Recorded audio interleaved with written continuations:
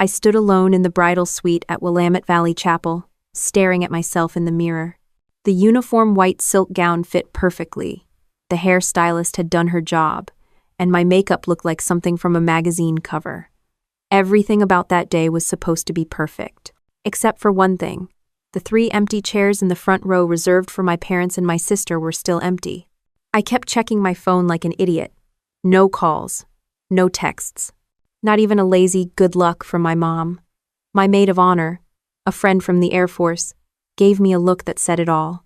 They weren't coming. The wedding planner knocked softly. "It's time, Captain Cole." I forced a smile. "Yeah, let's do it." As the doors opened, the music began. 90 people stood and turned to watch me walk down the aisle. I could feel their eyes on me: pity, curiosity, awkward sympathy. Everyone noticed the empty seats up front. My fiancé, Luke Brenner, stood waiting. A fellow officer, a man who had seen combat, who'd been shot at twice and still somehow managed to look calm as hell. His eyes locked on mine, steady and proud. When I reached him, he whispered, "We're enough." And for a second, I believed him. But while saying my vows, all I could think of was the phone call 3 days earlier. "We'll try, sweetie," my mom had said. "Vanessa has a charity event that weekend. You know how busy she is." 1. I had offered to pay for the flights, the hotel, anything. She'd changed the subject. I could hear my dad in the background saying, "Tell her we're busy." Busy. Too busy to attend their own daughter's wedding, but not too busy to post about my sister's fashion show later that same night. I saw it online. "So proud of Vanessa's new collection," they'd written, smiling in a photo with champagne glasses. As I said, "I do," my voice stayed steady, but my heart felt like it was cracking. During the reception, people tried to make up for their absence. Luke's mom hugged me like she'd known me all her life. His cousins danced with me, his friends toasted to us. One of my old college roommates raised a glass and said, "To finding the family who deserves you." The crowd cheered. It hit harder than she probably meant it to. By midnight, the laughter faded. I slipped outside, sitting alone under the string lights with a glass of wine. My phone screen glowed, still empty. No missed calls, no messages, no apology. Luke found me there. "They missed something beautiful today," he said quietly. I nodded. Their choice, not my burden. But deep down, I didn't believe that yet. 2 days later, we packed for our short honeymoon. Luke had to return to base within a week. I was still active duty at the time, 12 years in, working as an Air Force engineer. He joked that we were probably the only couple in America whose honeymoon schedule had to be approved by a colonel. When we got back, he went on deployment, and I went back to routine. Long hours, loud hangars, and the hum of engines I could fix better than most men in the room. Work was simple. Machines didn't lie. They didn't ghost you. Still, every night when I walked into our empty apartment, the silence reminded me of that wedding day, the absence, the empty chairs, the feeling of being invisible in my own family. Growing up, I was the mechanic kid. My sister Vanessa was the star. She had the spotlight, the compliments, the expensive clothes. I had grease under my nails and trophies nobody noticed. My parents used to say, "Vanessa's just got that spark." I guess they thought I was the generator keeping the lights on. When I got accepted into the Air Force Academy, they congratulated me with a half-hearted, "That's great, honey." When Vanessa launched her boutique, they threw her a party with catered food and press photos. I didn't even get a card when I was promoted to captain. You'd think by adulthood you'd stop caring about that stuff. You don't. You just learn to hide it better. That night after work, I sat on the couch, staring at an old photo from high school, me holding a robotics trophy, Vanessa holding her prom crown, my parents in the middle, their arms around her. I wasn't even in the frame. I had taken the picture. Luke came home, dropping his duffel bag by the door. "You're thinking about them again," he said. "Do I look that obvious?" "You get this look, like you're planning a military operation in your head." I laughed. "Maybe I am." He sat next to me. "You can't fix family, Brenna. You can only outgrow them." "I don't want revenge," I said quietly. He smirked. "Good, because you're already winning." But winning didn't feel like it. Not yet. That night, while he slept, I scrolled through social media. Vanessa's page was full of brand deals and designer clothes, She had followers, sponsors, and a fake smile that people ate up. My parents commented under every post. So proud of our girl. Meanwhile, I had just saved 2 pilots from a malfunctioning drone crash that week. No one said a word. I closed the app and muttered, "You'll remember me one day." The next morning, I reported to the base early. My commanding officer had just approved a new transfer request for me, one that would send me to a classified drone development project in California. When I called Luke to tell him, he said, "California, huh? New start?" "Exactly," I said. "Time to disappear for a while." Disappear? From the people who never looked for me. He didn't argue. He just said, "Then disappear big." That was Luke, blunt, funny, and right about almost everything. I didn't know it then, but that move would change everything. California would become the place where I rebuilt my life, my confidence, and eventually my power. But on that day, as I packed my medals and photos into a single box, I paused at the wedding picture, the one where those 3 chairs in the front row sat empty. I almost threw it away. Instead, I folded it neatly, slid it into my duffel bag and whispered, "Let's see who's watching when I come back." Then I closed the lid, turned off the lights, and left Oregon behind without telling anyone where I was going. The engine of my car roared as I drove through the dark, a single thought looping in my head.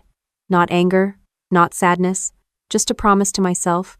You may have ignored me, but you'll remember me. The California heat hit like a slap when I stepped out of the terminal.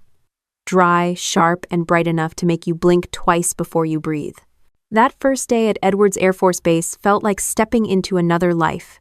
No one here knew who I was, and that was exactly how I wanted it.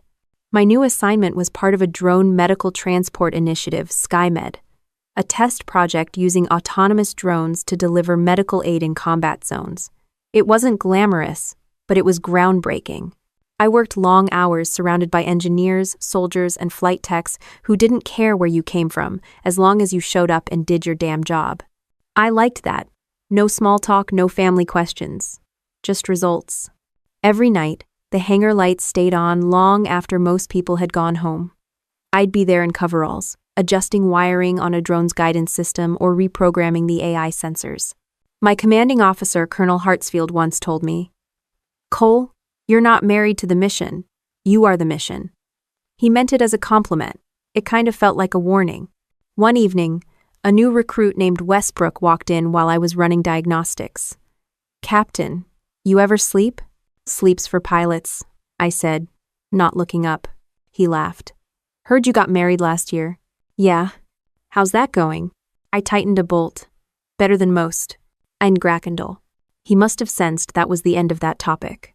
That night, as I walked back to my quarters, my phone buzzed. It was Luke, a video call from overseas. He looked tired, dust-covered, but still smiling. "You look like hell," he said. "Thanks," I replied. "You look worse." We laughed. He told me about a convoy rescue gone right, about the soldiers he'd trained who finally stopped second-guessing themselves. I told him about SkyMed's first successful flight test. It felt normal, stable, like 2 people holding up the same world from different continents. Before we hung up, he said, "Don't forget, Brenna, you don't need to prove yourself to anyone anymore."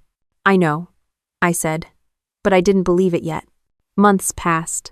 SkyMed moved from test flights to live simulations.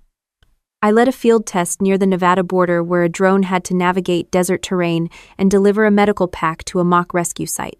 It went perfectly. The generals smiled. The media wrote headlines about the future of combat medicine.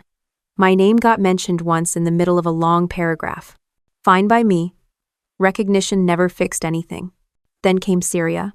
Our unit was sent to assist local forces after an unexpected strike near Aleppo.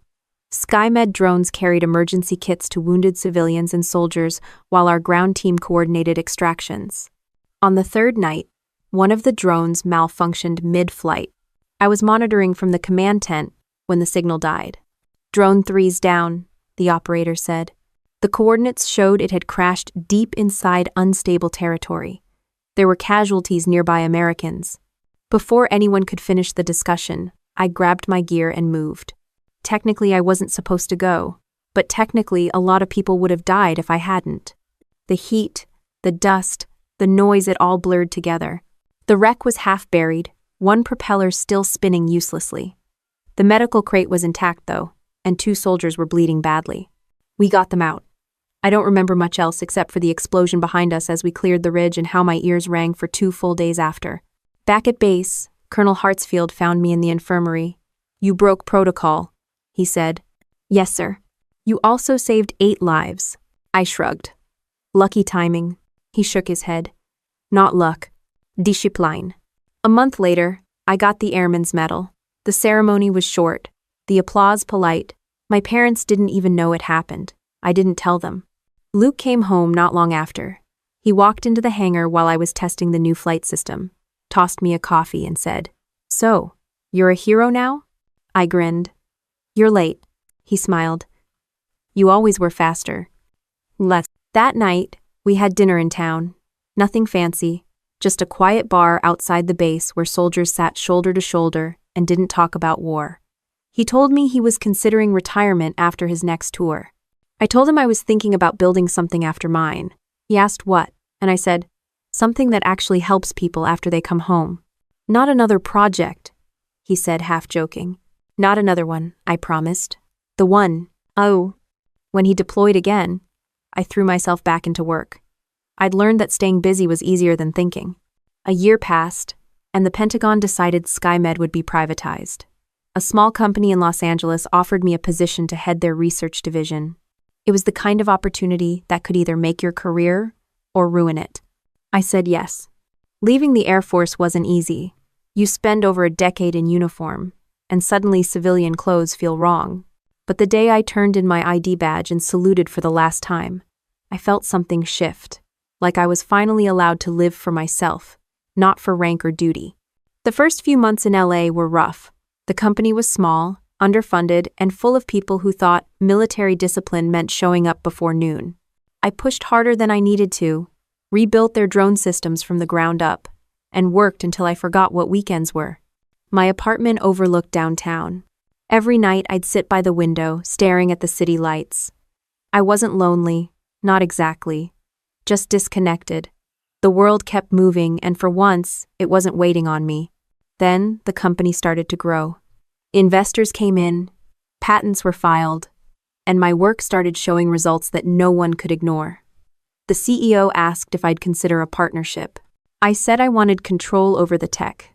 He said yes. By the time I turned 35, the company Ether Dynamics was worth 8 figures. Luke and I had settled into a steady rhythm. His service ended, and we planned to finally travel, maybe take that postponed honeymoon somewhere quiet. But when his final mission went wrong, an accident during a base exercise, I got the call no one wants. A mechanical failure. A split-second mistake. He didn't make it. The days after blurred together. The funeral was quiet, full of flags and speeches, and the kind of polished sadness military families know too well. When everyone left, I stood at the grave until sunset, staring at the stone. I didn't cry. I couldn't. Instead, I drove back to LA, walked into my office, and turned on every light. The walls were covered in blueprints, drone schematics, and plans that suddenly felt meaningless. I sat down, opened my laptop, and typed out one line on a blank document. If I'm going to build something, it better matter. Then I got to work. The hum of the engine filled the quiet garage, low and confident, like the sound of something earned. I stood there, staring at the Porsche Taycan GTS sitting under the fluorescent light, a metallic gray mirror of everything I'd worked for. 12 years of military service, 3 years of building Ether Dynamics from scratch, and one final deal that had closed that morning. A full acquisition worth over $20 million. The sales rep handed me the key with both hands, the kind of reverence you usually reserve for awards or miracles. "Congratulations, Miss Cole." I ran my thumb along the smooth fob, a small smirk tugging at the corner of my mouth. "It's Captain Cole," I said automatically, then caught myself. "Actually, just Brenna now." He didn't get it. Most people didn't. When I slid into the driver's seat, the leather was cold, perfect, untouched. The dashboard came alive in quiet blue light. For the first time in years, I didn't feel like I was chasing something. I'd caught it. I took the long road out of downtown Los Angeles, heading toward the coast. The city lights faded behind me until it was just asphalt, ocean air, and the steady pulse of the car beneath me. At a red light, I glanced at my reflection in the window. Same brown eyes, same tired determination, but for once, there was no hint of desperation, just calm. At the next stop, I took out my phone, opened Instagram, and snapped a picture of the car parked by the beach. No filters, no flashy angle, just the caption, 12 years of service, one dream realized. I posted it and tossed the phone into the passenger seat. Didn't think about it again for 3 days. Then, the calls started. It began with a name I hadn't seen on my screen in almost 5 years, Vanessa Cole. I stared at it for a good 10 seconds before answering. Vanessa. Oh, her voice came through bright, cheerful, and fake enough to make my skin crawl. Brenna! Oh my God, it's been forever. Yeah, about 5 years, give or take. I saw your post. Wow, a Porsche? You're doing so well. Mom says we should all get together. Maybe tomorrow? I didn't reply right away. My stomach tightened, that familiar warning sign before a storm. Mom says, she repeated, tone light, but deliberate. I exhaled slowly. Sure, tomorrow works. And when the call ended, I just sat there in silence, staring at the gray shimmer of the car. For years, nothing. Not one phone call, not one holiday card, not even a half-assed text. Now, suddenly, I owned a Porsche, and my family remembered I existed. Classic. A few days later, I drove to Austin. 40 minutes outside the city, the old family home came into view, a white colonial that looked smaller than I remembered, the paint peeling near the windows, the porch sagging under the weight of years and excuses. I parked in the circular driveway. The sound of the engine must have been enough to pull them to the window, because before I could even get out, the front door opened. My father stood there first, posture still stiff from a lifetime of pretending he was better than everyone else. My mother followed, smiling too hard. Vanessa appeared last, perfectly dressed in a floral blouse that screamed, casual but expensive. You've done well for yourself, Dad said before I even reached the steps. Not hello, not we've missed you. Just a financial evaluation. I nodded once. Yeah, I have. Mom's smile faltered when I didn't hug her. It's been so long, we should have kept in touch. You had my number, I said simply. Inside, the dining room looked the same, heavy oak furniture, family photos everywhere, all of them featuring Vanessa front and center. There was one of her cutting a ribbon at her boutique's grand opening, another of her posing at some charity gala. No sign of me anywhere. I sat down while they circled around me like diplomats preparing for a negotiation. Dad cleared his throat. Vanessa's business has hit some temporary difficulties. 1. Temporary, Vanessa echoed quickly, flashing a smile that didn't reach her eyes. Mom added softly, we've been doing what we can, but the situation's become complicated. I waited. Dad slid a folder across the table. We thought, given your success, you might be willing to help. Just a loan, to stabilize things until the market turns. I looked at the papers. Loan amount, $600,000. Interest rate, 0. Repayment plan, non-existent. Vanessa, you run a fashion brand, right? I asked. She straightened her shoulders. It's more than a brand. It's a lifestyle company. And you're losing money?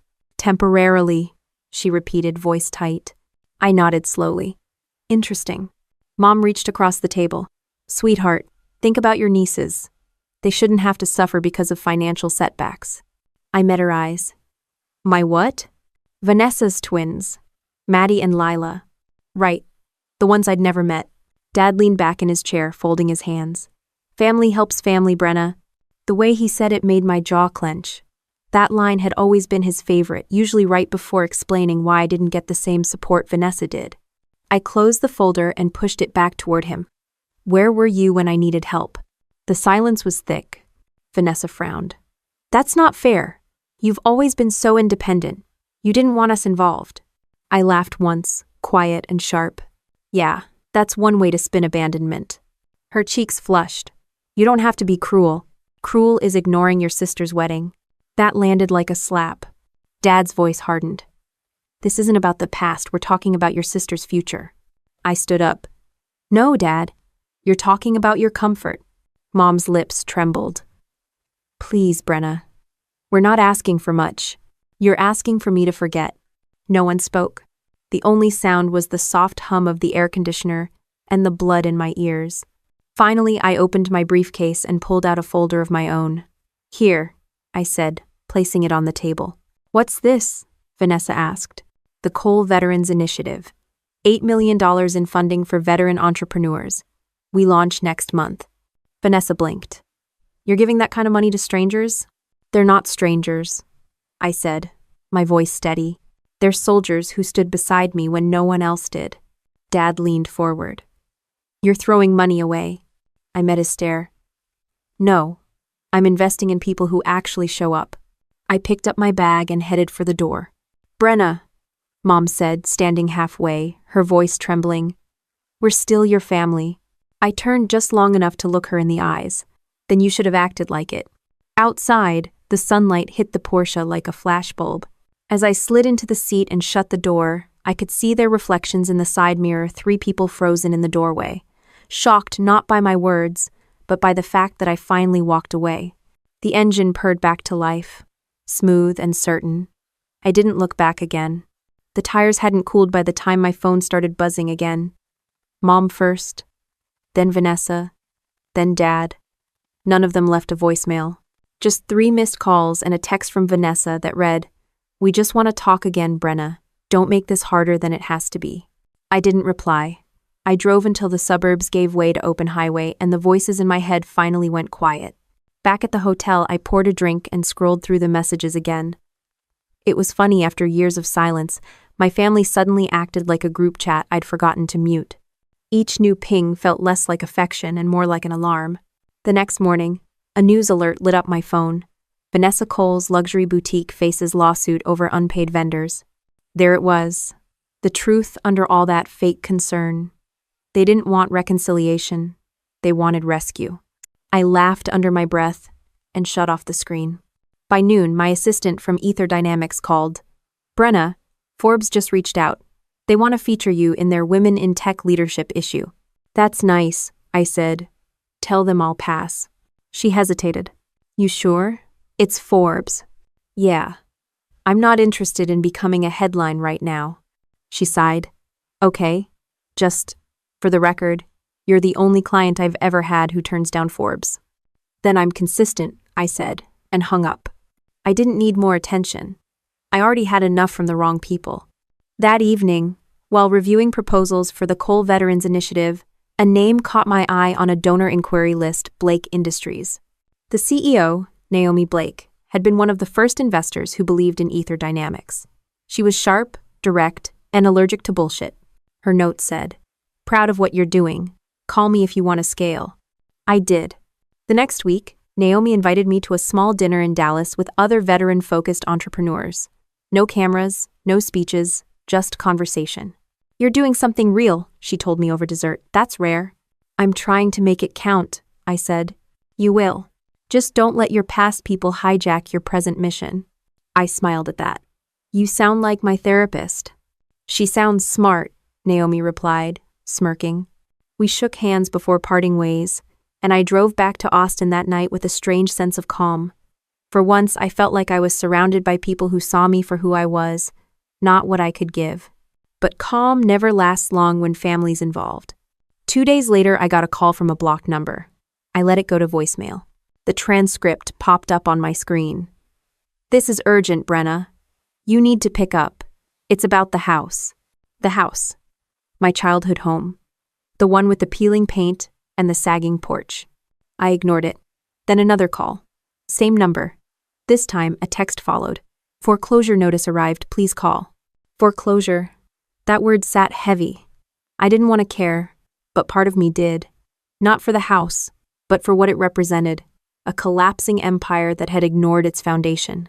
I stared at the screen for a long time before I finally called back. Dad answered. Thank God. Brenna, we're in trouble. Financial trouble? Yes, the mortgage company. Stop, I cut in. Just tell me why you really called. He sighed, the sound of a man who'd never learned humility. We thought you could help us negotiate, with your resources. My resources aren't yours, I said flatly. Brenna, this is your family's home. You mean your home? He went quiet. Behind him, I could hear Mom whispering something, then Vanessa's voice rising. She owes us at least this much. I closed my eyes and rubbed my temples. You know what's ironic? When I was 8, you told me to stop drawing planes and focus on something practical. Now you're asking the pilot's paycheck to bail you out. This isn't about the past, Dad said, his voice tight. It always is, I replied and hung up. The silence afterward felt cleaner than any apology could. That weekend, while finalizing the media announcement for the Veterans Fund, my PR manager called. Brenna, we have a situation. A social media post is spreading about you something from your sister. Let me guess, I said. I'm the villain? Pretty much. She posted a photo of the old house with a caption about how her military sister refuses to help her struggling family. It's getting traction. I laughed, genuinely amused. Let it ride. Oh, are you sure? It's making you look like someone who didn't cave to emotional blackmail? I can live with that. Within hours, the narrative shifted. Commenters started digging. Someone found the court documents from Vanessa's lawsuit. Others found old posts of my family bragging about her luxury brand, while never once mentioning my military service. By evening, the sympathy she'd hoped for had turned into backlash. I didn't say a word, didn't post, didn't explain, didn't defend myself. The truth had a way of doing its own PR. Monday morning, I walked into the office of the Coal Veterans Initiative, a modest building on the east side of Austin with sunlight pouring through wide windows. The team was small, passionate, a mix of former soldiers and young developers. On the wall hung the motto I'd insisted on, "Honor is the quietest kind of revenge." As I reviewed the week's reports, an email came in from Naomi Blake. Congrats on the press buzz. When people try to drag you down, it's because you're above them. I smiled. An hour later, a delivery arrived, a neatly wrapped box with no return label. Inside was a framed photo, me and Luke, standing next to the first SkyMed drone we ever built. Underneath was a note in his handwriting, one I'd found years ago and must have left in storage. It said, "You don't have to prove your worth. Just live it." I placed the frame on my desk, right next to the mission statement. That afternoon, I drove out to a veterans rehab facility we were partnering with. The director, a retired Marine named Collins, met me at the gate. "Captain Cole," he said with a grin. "It's just Brenna now." He chuckled. "Sure. But around here, we still salute people who earn it." Inside, a group of vets worked with drone prototypes for search and rescue operations. One of them, a young mechanic with a prosthetic arm, looked up as I passed. "You're the lady who started this thing, right?" "I guess I am," he smiled. "Thanks for not forgetting us." That hit harder than I expected. As I watched them work focused, determined, alive, I realized something simple, but sharp. The people who had never shown up for me didn't matter anymore, because these people did. When I left the facility, the sun was setting over the runway. The air was still, tinted gold. I slid into the Porsche and started the engine, the hum blending with the faint echo of laughter from inside. For the first time in years, the drive back felt weightless. The morning the press release for the Coal Veterans Initiative went live, I was already in the office before sunrise. The place smelled like fresh coffee and printer ink. My small team of 6 half-veterans, half-engineers was buzzing with energy. After months of paperwork, legal reviews, and board meetings, the fund was finally official. $8 million dedicated to helping veterans transition into the tech industry. We weren't doing charity. We were building infrastructure. The first batch of grants would go to startups run by former service members. Drones, logistics, cybersecurity projects with grit and purpose. Every single dollar had a plan. I leaned over the conference table, scanning the final version of the announcement. It read clean, factual, and unapologetic. No fluff, no sob story, just results. "Ready to hit send?" my PR manager asked. "Do it," I said. By 8:15 a.m., the news had spread across local outlets. By 9, it was trending nationwide under number Veterans Build Future. At 10:02, my phone buzzed. Unknown number. I didn't need to see who it was. I knew. "Brenna," my mother's voice began, soft but firm, the kind she used when she wanted something. "We saw the news. That's Impressive. I didn't answer right away. Dad cut in. You could have told us you were doing something like this. We would have supported you. Would you? I asked. Because I seem to recall you calling my military career a phase. He ignored that. Listen, about the situation with your sister. There's no situation, I said. There are choices and consequences. I'd quote, Don't be dramatic, Mom sighed. Family sticks together. I laughed quietly. You mean family sticks around when there's money? Brenna. Gotta go, I said, and hung up. The rest of the morning moved fast. Emails poured in from donors, veterans groups, and journalists wanting interviews.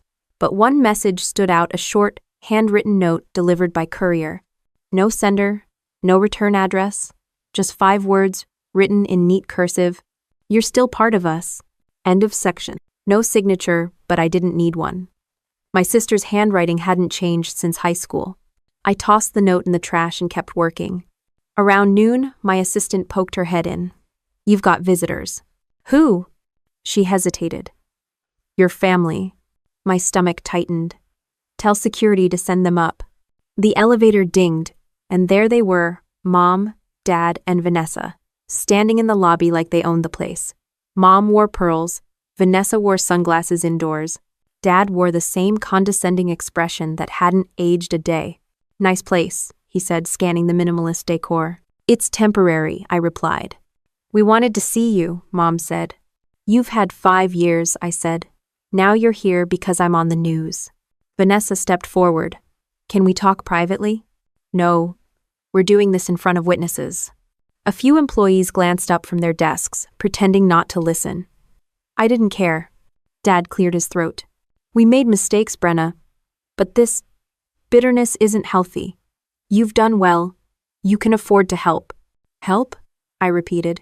You mean bail you out. He didn't deny it. Vanessa finally spoke. You think you're better than us because you wear a uniform and play hero? I don't play anything, I said. I just stopped waiting for you to notice.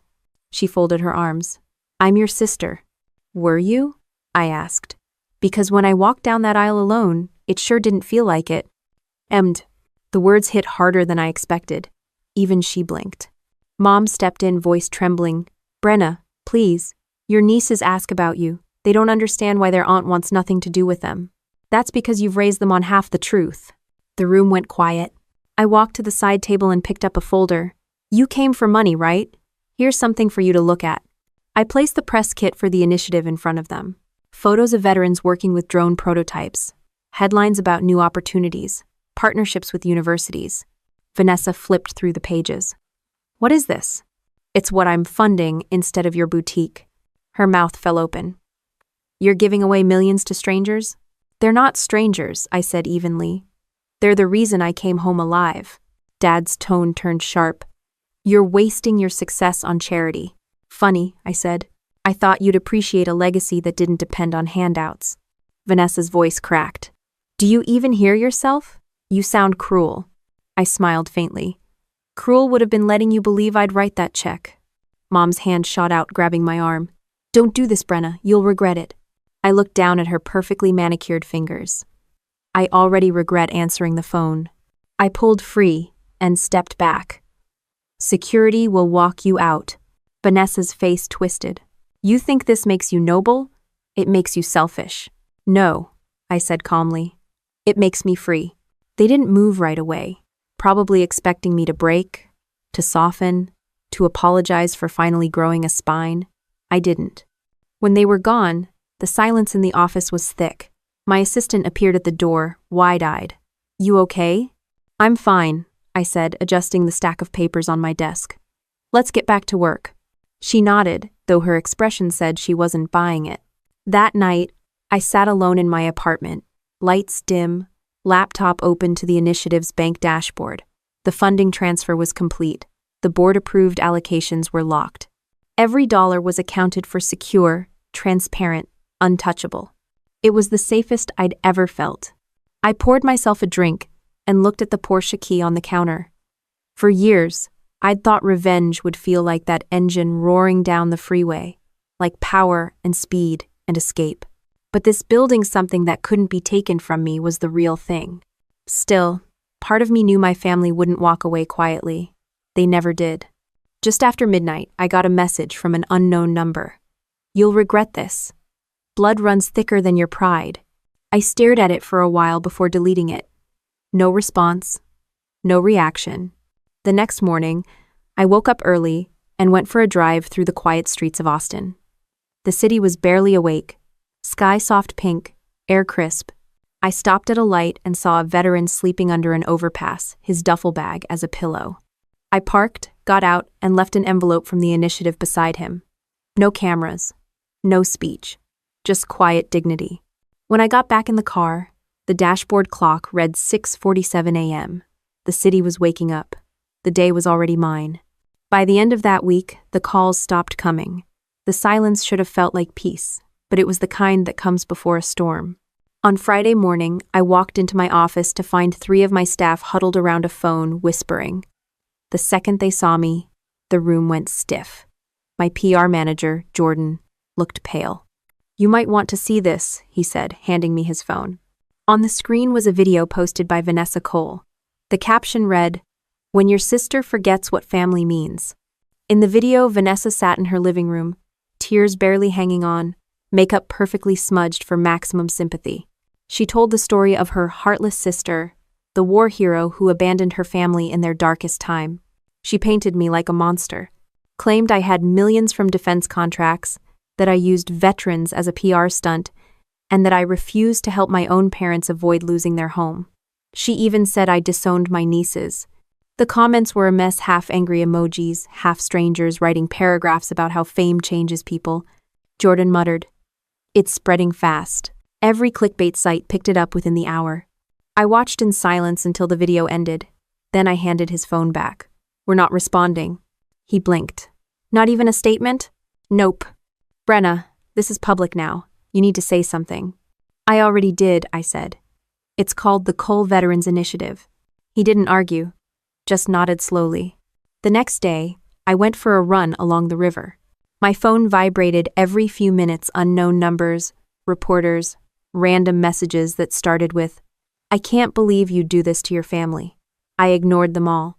When I got back, Naomi called. "Saw the video," she said. "She's going for sympathy. Predictable." "Doesn't matter," I said. "People love a sub-story." "Then give them a better one," Naomi replied. I didn't plan to, but life tends to write better stories when you stop forcing them. 3 days later, the Austin Tribune ran a front-page article titled, "Sister Speaks, the Other Side of the Cole Family Feud." It quoted Vanessa's video heavily, every line, every half-truth polished into something that sounded reasonable. At the bottom of the article was a single paragraph about my work with veterans. It read like an afterthought. My phone buzzed again, an unknown number. I answered without thinking. "Brenna Cole?" a woman's voice asked. "Who's this?" "Delia Warren, journalist with the Portland Ledger. I'm doing a piece on female veterans in tech. I'd love to talk about your foundation." I almost hung up but hesitated. "You want to talk about the work, not my sister?" "That's the only thing I'm interested in," she said. We met 2 days later at the initiative office. Delia was sharp, clean notebook, steady gaze, the kind of reporter who actually listens. She asked about the foundation's mission, how we chose recipients, how we monitored progress. After 30 minutes, she leaned forward. "Can I ask something personal?" I gave a small nod. "How do you stay grounded with all this noise around your family?" "By remembering that noise doesn't build anything," I said. She smiled. "That's quotable." I shrugged. "Then quote it." The article came out that weekend. Headline: Veteran Engineer Turns Family Pain into National Purpose. Now, it spread faster than Vanessa's video ever had. People didn't share it because it was scandalous, they shared it because it was real. The same comment sections that had trashed me earlier flipped overnight. Veterans groups reposted the article. Tech outlets picked it up. Even the Department of Defense tweeted congratulations. I didn't celebrate. I just worked. That Monday, I walked into the Veterans Workshop and found Eli, one of our early grant recipients, adjusting a drone propeller. He looked up when I entered. "Hey, Captain," he said, still calling me that even though I'd corrected him a dozen times. "Heard about your sister's little meltdown." I smirked. You and half the internet. He chuckled. You handled it better than I would have. I'd have sent her a bill. Tempting, I said, but some debts aren't worth collecting. He nodded, then turned back to his work. You know, my brother stopped talking to me after Afghanistan. Said I'd changed. Took me years to realize he just didn't like who I became when I stopped needing his approval. I stood there, watching him fine-tune the drone's stabilizer, and felt something shift inside me. Maybe this was what redemption actually looked like. Not forgiveness, not revenge. Just clarity. Later that day, Jordan came into my office holding his laptop like it was radioactive. Brenna, you're trending again.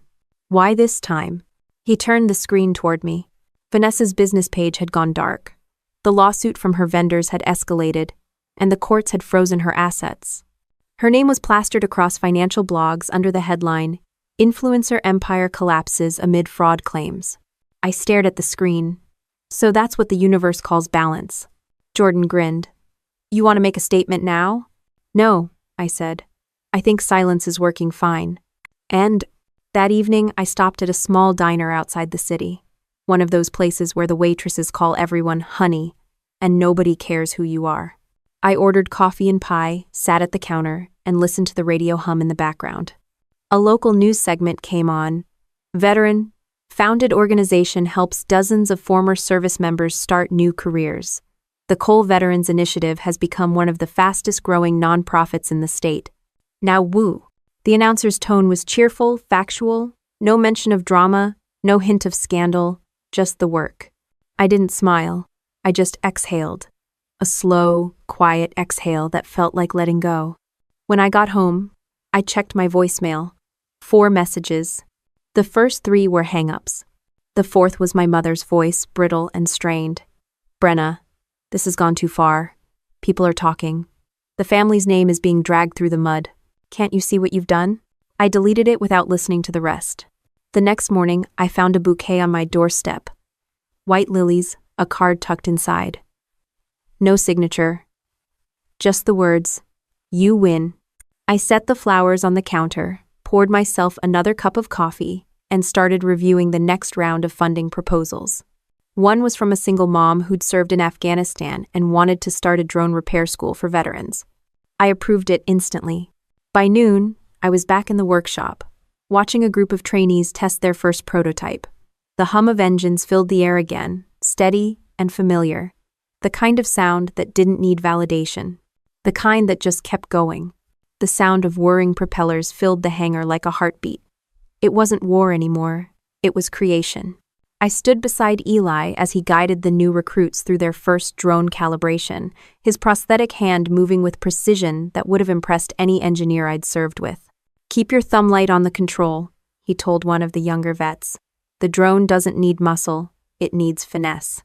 The trainee nodded, adjusting the stick. The drone steadied midair. Everyone clapped softly, the way soldiers do, no loud cheers, just quiet acknowledgement of progress. This wasn't charity work. It was rebuilding what the military had taken and what society had forgotten to return. Every person in that room carried some version of the same wound. And somehow, fixing circuits and flight paths helped stitch a little of it back together. After the session, Eli leaned against a workbench, wiping sweat from his forehead. You know, he said, you're better at this than you were at pretending you didn't care. I smirked. You noticed that, huh? Hard not to. You used to look like someone holding their breath through life. Now you look like someone exhaling. He wasn't wrong. The foundation had taken on a life of its own. We'd expanded to 3 states, hired 12 new staff, and partnered with 2 universities for training programs. Every week, I met new veterans who reminded me why I started all this, to give people a version of family that doesn't break when the money runs out. Still, there were days the silence got heavy. Luke's name still came up in my thoughts when things went right. He would have loved this, seeing soldiers build something after years of tearing things apart. That afternoon, I sat in my office reviewing applications. One stood out, a Marine named Travis Quinn, diagnosed with severe PTSD, applying for a grant to start a drone mapping business. His letter ended with, I just want to feel useful again. That line hit harder than I expected. It was the same thing I'd said to my therapist 3 years earlier. I called him the next day. Mr. Quinn, "This is Brenna Cole from the Veterans Initiative. I read your application." He sounded nervous. "Did I do something wrong with it?" "No," I said. "You did something right. I'd like to meet you." When he arrived, he looked exhausted, eyes sunken, shoulders tense, wearing a jacket 2 sizes too big. He didn't talk much, just listened. When I asked what he needed most, he said, "A chance." End quote. We gave him one. Within weeks, he was showing up early, staying late, and talking again. Not about the past, but about design specs and sensor accuracy. The kind of talk that means someone's starting to care again. One night after work, Eli and I stayed behind to finish calibrations for a new medical drone prototype. He was quiet for a long time before asking, "You ever think about what you'd do if they showed up again? Your family, I mean." I tightened a bolt. They wouldn't. And I too, "Yeah, but if they did?" I didn't answer immediately. "I think I'd just tell them thank you." Eli raised an eyebrow. "For what?" "For teaching me what not to become." He let out a low whistle. "Damn, that's colder than a Colorado winter." "Maybe," I said, smiling faintly. "But it's honest." Later that week, I spoke at a veterans conference in Dallas. Naomi introduced me to the crowd with her usual precision. "Brenna doesn't do pity," she said. "She does progress." End quote. When I took the stage, I looked out at hundreds of faces, men and women who'd worn the same uniform, who knew what it felt like to come home and feel like a ghost. "I used to think revenge was about proving people wrong," I began. "Now I know it's about proving yourself right." The audience stayed silent, listening. When I left the Air Force, I thought I'd lost everything that made me valuable. Then I realized that service doesn't end when the mission does. It just changes form. 1. Applause broke out. Not loud, but steady. The kind that carries weight. Afterward, a young woman in uniform approached me. She looked about 25, her rank barely visible under the jacket. "Captain Cole," she said, hesitating. "Your story had helped me." "Good," I said. "But call me Brenna." She smiled nervously. "I'm leaving active duty next month. I don't know what's next." "You don't have to know," I said. "You just have to start." And all. That evening, I drove back to Austin, the freeway glowing orange in the sunset. When I reached my apartment, there was a letter waiting in the mail slot. The return address read, "Vanessa Cole, private." I almost threw it away. But curiosity won. Inside was a short note. "I see your face everywhere now. Maybe you're right. Maybe we were wrong. But this isn't over." It wasn't an apology. It was a warning disguised as guilt. I set it on the counter and poured a glass of water. The words didn't hurt this time. They barely registered. My life had moved beyond their reach. The next morning, I met Travis at the workshop. He looked different, brighter, alive. He'd built a drone prototype for environmental mapping and wanted to show me. "It's not much," he said, powering it up, "but it works." I watched as the drone lifted off smoothly, sensors blinking. The same man who could barely make eye contact a month ago now stood tall, eyes focused on something that belonged entirely to him. When it landed, he turned to me, smiling. "Guess I'm useful again." "You always were," I said. By the end of the week, the program had approved 5 new grants, including one for Travis. The media covered it lightly, calling it a promising movement in veteran rehabilitation. I didn't care about the label. What mattered was the laughter in that hangar, the hum of engines, the sense of forward motion. Naomi stopped by that Friday with a coffee in hand. "You realize you're creating an army again, right? Just a different kind." I grinned. "Good. The world could use one that builds instead of destroys." She nodded approvingly. "You've come a long way, Brenna." "Not really," I said. "I just finally started walking in the right direction." When she left, I looked around the hangar at the vets tinkering with circuits, at Eli giving pointers, at Travis laughing over a faulty sensor, and I realized this was the closest thing to peace I'd ever had. Not silence, not forgiveness, just purpose. The kind of peace that doesn't ask for permission to exist. It was a Thursday morning when Vanessa showed up at my office. No call, no warning, just walked in like she owned the place. My receptionist froze halfway through her coffee, eyes wide. Vanessa wore a white blazer too clean, too deliberate, and that fake confidence she always used when she was drowning. "Brenna," she said, stepping into my doorway. "We need to talk." I didn't look up right away. I finished signing a contract, closed the folder, and finally met her gaze. "You've got 2 minutes." She blinked, clearly not expecting that. "That's how you greet your sister?" "That's how I greet uninvited guests." She sighed and sat down across from me without being asked. "You think you've won, don't you?" "When what?" "This little war you started. The one where you made me look like a monster while you play the hero." I leaned back in my chair. "You did that all by yourself." Her smile twitched. "You've ruined my reputation. My business is gone. People cross the street when they see me." "That's not my fault." "It is," she snapped. "You didn't defend me. You could have made one post, just one, to tell people we were fine, that it was all a misunderstanding. But you didn't. You just let them destroy me." "You mean you want me to lie?" I said quietly. She hesitated. "I want you to fix what you broke. Vanessa, you broke it before I ever said a word." She slammed her hand on the desk. "You always think you're better. You hide behind your medals and your charity like it makes you untouchable." I stared at her, steady. "I don't hide behind anything. I stand on what I built." She stood up, pacing. "You think the world loves you now, but wait. They'll turn on you too. They always do. You're not the only one who can play the PR game." I folded my arms. "You're threatening me?" She stopped pacing. "I'm warning you. People love a redemption story, Brenna, but they love a downfall more.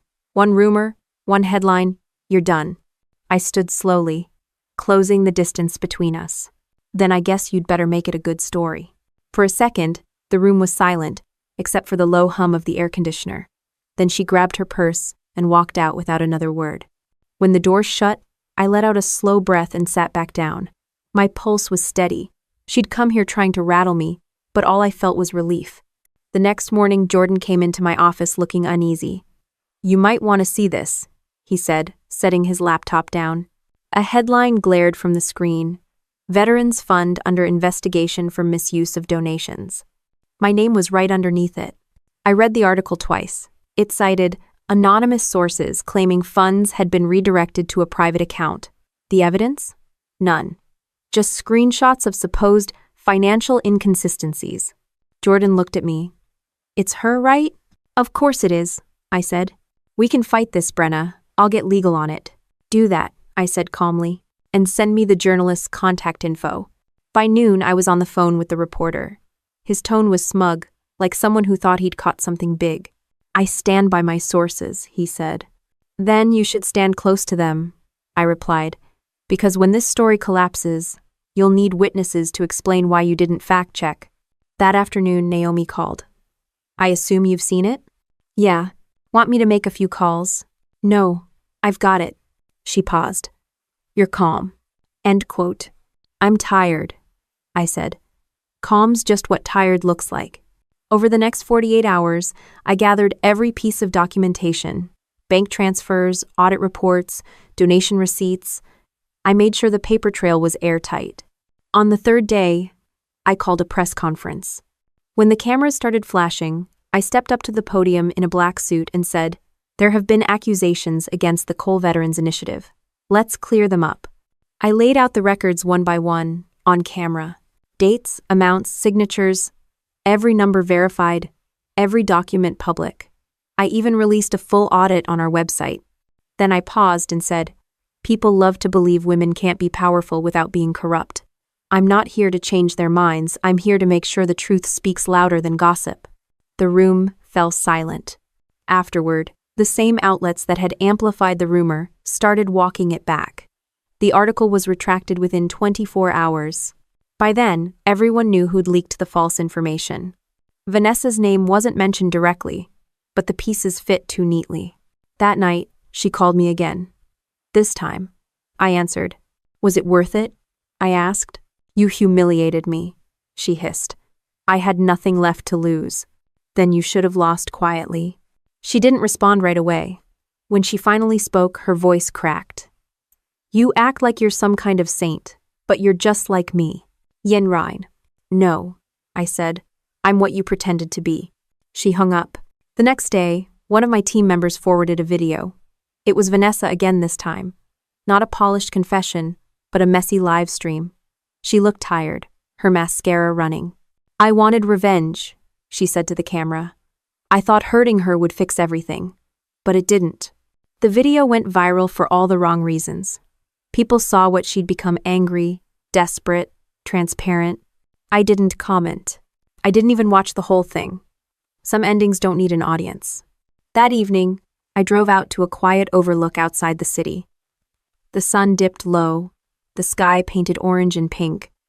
I sat on the hood of the Porsche, listening to the distant hum of cars below. Naomi called. Crisis over, she said. You handled it like a general. I learned from the best, I said. She laughed softly. You ever going to take a vacation? Maybe one day. You've earned it. I looked at the horizon, the last sliver of sunlight fading. Not yet, I said. The next morning, I met Travis at the hangar. He was running flight tests with his new team, all veterans he'd personally recruited. The drones buzzed over the open field, moving in perfect formation. He waved when he saw me. Hey, boss. Looks like we're getting the hang of it. Looks like it, I said, smiling. Watching them, I realized something strange. For the first time, I didn't feel like I was building out of anger. I was just building. The noise, the family, the rumors, they were all background static now. The real sound, the one that mattered, was the hum of those engines and the laughter of the people I'd chosen as my own. It was quiet victory, not the kind that makes headlines, but the kind that lasts. The first sign of peace wasn't silence, it was a morning with no notifications. No news alerts, no voicemails from reporters, no messages from anyone trying to twist the past into something profitable. Just quiet. I got up before sunrise, brewed coffee, and sat by the window watching the light spread across the city. For the first time in a long while, my life didn't feel like something I needed to defend. It just existed, steady and unbothered. Around 8, I got an email from an unknown address. The subject line read, Coffee? The sender, Elaine Cole. I stared at the screen for a moment. My mother had avoided contact since the blowout months ago, except for the occasional guilt-ridden voicemail. Now, apparently, she wanted coffee. I almost deleted it, but curiosity won again. I replied, 1 hour. Corner cafe on Riverside. If this is about money, don't come. When I arrived, she was already there, sitting by the window in her usual beige coat, stirring her cup even though it was empty. She looked smaller than I remembered, like life had taken a few inches off her. Brenna, she said softly, standing halfway before sitting back down. You look, well, better than the last time you saw me, I said, taking a seat. She nodded, unsure where to begin. Your sister's gone to stay with friends in Nevada. She's trying to get help. I didn't say anything. She's not well, Mom continued. And your father, he's worried. We both are. End of quote. You always worry when the house catches fire, I said. Never when you're holding the match. She winced. That's not fair. It's accurate, I said. You ignored me when it mattered, and you sided with her when she lied. So forgive me if I don't feel like being your family's insurance policy. Her eyes filled with tears. I didn't know how to fix it. You didn't try, I said. That's the difference. Vri. We sat there for a long time, the sound of clinking cups and background chatter filling the silence. Finally, she reached into her purse and pulled out an envelope. Your father wrote you something. I didn't take it. He can send it to my office like everyone else. Her voice trembled. You're really not going to read it? I don't need more apologies written after the damage is done, I said. If he wants to make peace, he can start therapy. Both of you can. Otherwise, this conversation ends here. She froze, the words landing like a punch. Therapy? Yes, I said. Real therapy. Not church counseling, not prayer circles, actual sessions with someone qualified. She looked offended. You think we need that? I don't think it, I said. I know it. Her jaw tightened. That's unnecessary. Then we're done. I stood up, dropped a $5 bill on the table for my coffee, and turned to leave. Brenna, she said behind me, her voice cracking. Please, don't walk away from us again. I stopped at the door and looked back. I'm not walking away. I'm just not walking backward. Outside, the morning air felt cleaner. The kind of air that tastes like a decision made right. Back at the foundation, Jordan was waiting by my office door. You're trending again, he said. I raised an eyebrow. For what this time? He grinned. Apparently, Forbes just named you one of the top 10 female veterans in tech shaping the future. They want an interview." "Of course they do," I said, smirking. "You think they'll want to talk about my family?" "Doubt it. They're calling you the iron-hearted innovator." I laughed. "Sounds like a bad superhero name." He shrugged. "Still, not a bad headline." The interview went smoothly. I talked about leadership, purpose, and rebuilding identity after the military. When the journalist asked about my family, I said, "Sometimes blood connects you. Sometimes it stains. I choose who I bleed for now." That line ended up being the pull quote. It went viral within hours, not because it was bitter, but because it was true. Later that evening, I got home. The apartment was quiet, a welcome change after the day's events. I dropped my jacket on the chair and poured myself a glass of wine. For dinner, I made something simple: grilled salmon, roasted vegetables. Grounding, the kind of meal that felt like coming home to myself. Halfway through dinner, my phone buzzed. I glanced at the screen. It was a message from my dad. Just 4 words. "We've started therapy today." I didn't reply. I didn't need to. The next morning, I arrived at the hangar early. The place smelled like coffee and metal and possibility. Eli was already there, running final checks on a shipment of drone kits for a new training center we were launching in Arizona. "Morning, Captain," he said, tossing me a clipboard. "You see the news?" "I try not to," I said, scanning the manifest. "Well, too bad. You're apparently a national role model now. They're calling you the woman who redefined family." I snorted. "They're running out of headlines." He grinned. "Maybe, but you did redefine it." As I looked around the hangar, veterans laughing, machines humming, ideas taking shape, it hit me. He was right. I'd spent years trying to earn a family I already had here. People who showed up, not because they had to, but because they wanted to. Before heading into my office, I paused by the window overlooking the runway. The morning sun hit the wings of a training drone just right, and for a second, the light flared bright, fleeting, but perfect. That's when I realized peace wasn't about forgiving the past. It was about finally refusing to live inside it. The next week, I got a letter in the mail. It wasn't from my parents this time, it was from the VA. They were approving funding for the national expansion of the Coal Veterans Initiative. I stood there in my office, holding that letter, surrounded by blueprints and grant proposals, and felt something I hadn't in years: pride without guilt. Eli walked in just then. "Everything okay?" "Yeah," I said, sliding the letter into a folder. "Everything's exactly where it should be." He nodded, satisfied. "Good. Because the Arizona team's waiting for your approval on the prototype." I smiled. "Then let's get to work." The hum of the workshop started again, steady, familiar, alive.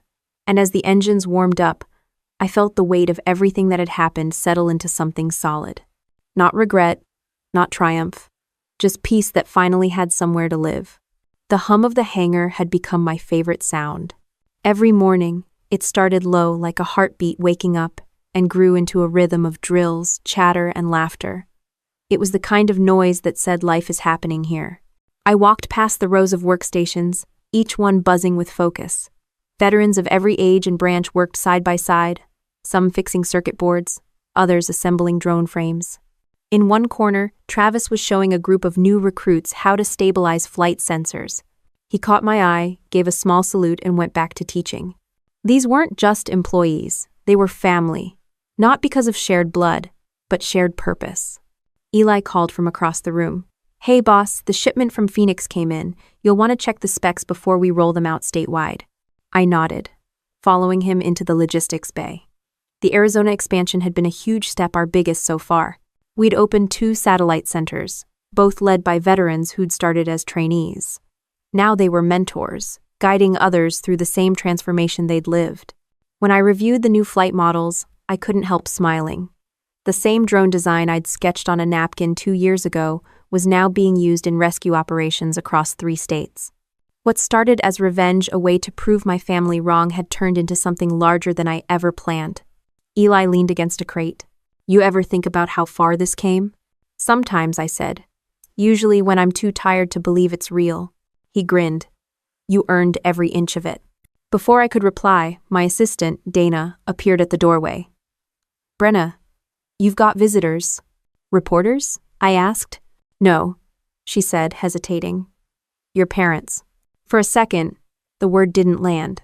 Then I set down my clipboard and took a slow breath. Where are they? In the conference room. They said it's personal. The walk there felt longer than it was. When I opened the door, my parents stood side by side, looking older than I'd ever seen them. My mother clutched her purse like a shield. My father's eyes went to the floor before meeting mine. Brenna, he said quietly, thank you for agreeing to see us. I didn't agree, I said, but I'm listening. He nodded. We started therapy, like you asked. Been going 3 months. Mom's voice was softer than I remembered. Our counselor said we should talk to you, not to fix things, but to tell the truth. Okay, I said, arms crossed. Let's hear it. She took a breath. We failed you. Not because we didn't love you, but because we didn't know how to love you without comparing you to your sister. I said nothing. Dad cleared his throat. We thought success meant control. We thought we were guiding you, but we were really just afraid of being left behind. Mom's eyes glistened. When you joined the Air Force, we didn't come to your graduation because we thought it would make you stay. When you got married, we didn't show up because we didn't know how to face what we'd done. Her voice broke. We were wrong. The air in the room felt heavy, not angry, just full of truth that had waited too long to be said. I sat down slowly. I don't know what you expect me to say. Dad shook his head. Nothing. We just wanted to say it. For a moment, none of us spoke. The years of silence stretched between us, birthdays missed, milestones ignored, moments that never happened. Then I said quietly, I built something good, without you, but it doesn't mean I hate you. Mom let out a shaky breath. We know. Dad nodded. We're proud of you, Brenna. I didn't believe those words the way I used to crave them, but they still landed differently now without the sting. We sat together for another 10 minutes, mostly in silence. When they stood to leave, my mom hesitated at the door. You've created something beautiful here, she said. You made family mean something again. After they left, I stayed in the room for a while. It didn't feel like closure, exactly, more like alignment. The kind where everything finally settles into place. Later that day, I joined Eli and the team outside for a flight test. The sky was clear, wind low, perfect conditions. Travis gave a thumbs up, and the drones lifted one by one, forming a flawless formation against the blue. Looking good, Eli said beside me. Yeah, I said. Really good. As the drones rose higher, a wave of applause spread through the crowd of onlookers, veterans, sponsors, volunteers, even students from the new mentorship program. Among them, I spotted Maya, the young filmmaker who joined our initiative a year ago. She held her camera steady, recording every movement, her expression focused but bright. When the test ended, she jogged over. Brenna, the footage looks amazing. I'm cutting a short documentary about the program. You're in it, obviously. I laughed. Obviously. She tilted her head. Do you ever miss the Air Force? Sometimes, I admitted. But then I remember what I'm building now. This is my new mission. She smiled. I think Luke would have been proud of you. End of chapter. I nodded, looking out at the field. Yeah, I think so too.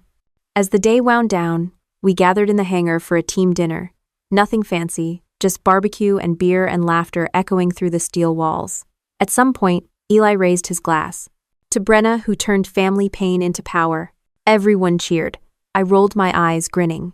To everyone here who made this real. When the noise settled, I glanced around the table. Every face there had its own story of loss and survival. And somehow, all of us had built something out of it. Something that looked suspiciously like peace. After dinner, I stepped outside. The night was cool, the stars sharp. My phone buzzed a text from Vanessa. It said only, I'm in treatment. Maybe someday we can talk. I read it twice, then locked the screen. Not forgiveness, not yet, but maybe someday. I looked up at the sky, watching a faint, blinking light pass overhead. A drone on a test run, or maybe just a plane heading somewhere else. Either way, it kept moving forward. Eli joined me, hands in his jacket pockets. Long day, he said. The best kind, I replied. He nodded. So what's next? I smiled faintly. We keep building. The air smelled like metal and grass, and a little bit of jet fuel, familiar and grounding. Behind me, laughter rolled out of the hangar again. The sound wasn't loud, but it was steady. A new kind of family anthem built on purpose, bound by choice, and strong enough to outlast every storm that came before.